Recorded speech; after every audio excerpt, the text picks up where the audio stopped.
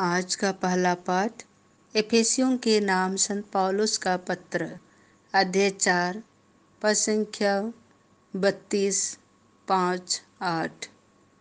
आप लोग मसीह की तरह प्रेम के मार्ग पर चलिए। आप लोग एक दूसरे के प्रति दयालु तथा सहृदय बन जाइए। जिस तरह ईश्वर ने मसीह के कारण आप लोगों को क्षमा कर दिया है, उसी तरह आप भी एक दूसरे को क्षमा कर दीजिए। आप लोग ईश्वर की प्रिय संतान हैं, इसीलिए उसका अनुसरण कीजिए और प्रेम के मार्ग पर चलिए, जिस तरह मसीह ने आप लोगों को प्यार किया है और सुगंधित भेंट तथा बलि के रूप में ईश्वर के प्रति अपने को हमारे लिए अर्पित कर दिया है। जैसा कि संतों के लिए उचित है, आप लोगों के बीच किसी प्रकार के व्यभिचार और अशुद्धता अथवा लोभ की चर्चा तक ना हो और ना भद्दी, मूर्खतापूर्ण या अश्लील बातचीत, क्योंकि यह अशोभनीय है। बल्कि आप ईश्वर को धन्यवाद दें।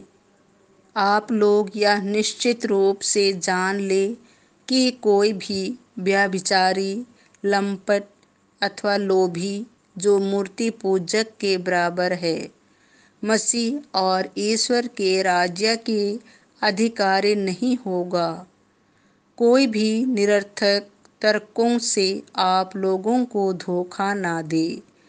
इन बातों के कारण ईश्वर का क्रोध विद्रोही लोगों पर आ पड़ता है।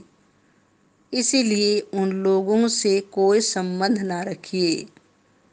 आप लोग पहले अंधकार थे, अब प्रभु के शिष्य होने के नाते ज्योति बन गए हैं। संत लुकास के अनुसार पवित्र सुसमाचार अध्याय 13 पद संख्या 10 से 17। क्या इब्राहिम की इस बेटी को विश्राम के दिन बंधन से छुड़ाना उचित नहीं था? यीशु विश्राम के दिन किसी सभागृह में शिक्षा दे रहे थे।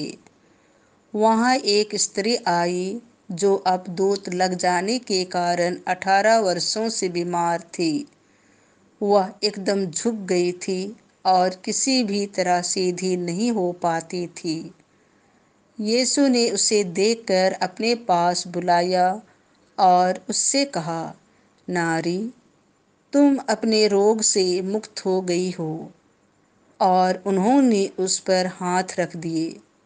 उसी क्षण वह सीधी हो गई और ईश्वर की स्तुति करने लगी।